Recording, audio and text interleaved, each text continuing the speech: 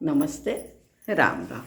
एक बार बहुत बड़े संत अपने शिष्य के साथ दिल्ली से वृंदावन की ओर जा रहे थे। रास्ते में उनकी कार खराब हो गई।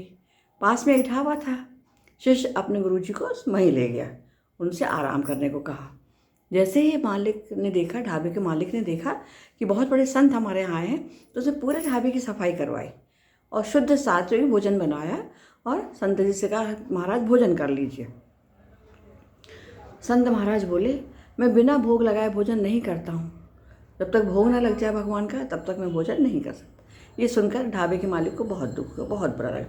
परंतु उसी समय एक कार और वहाँ आकर रुकी और उसमें से एक नव दंपत्ति निकले जिनके हाथ में गोपाल जी थे। उन्होंने कहा ढाबे से कि भैया, हमारे महाराज जी के भोग का समय हो रहा है, गोपाल जी का, तो आप कुछ इंतजाम कर दीजिए।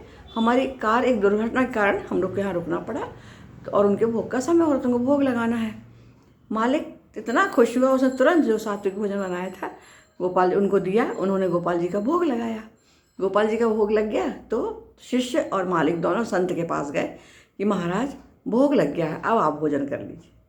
और उन्होंने पूरी कहानी सुना दी।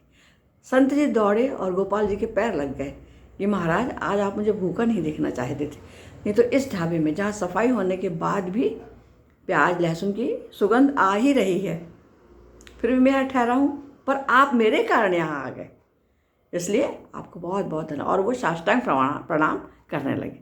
उठे, उन्होंने भोजन लगाया और उस दिन का भोग और अन्य दिनों से भी बहुत अधिक स्वादिष्ट था।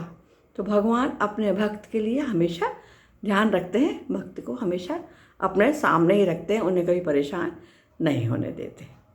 वो प्रसाद जो था वो अमृत से भी अमृत के समान लगने लगा। वो इतना अच्छा प्रसाद भोग बन गया था। ये कहानी हमको एक जन ने सुनाई और उन्होंने कहा ये कहानी सच्ची है, तो हम आज आपको सुना रहे हैं। नमस्ते, राम राम, धन्यवाद।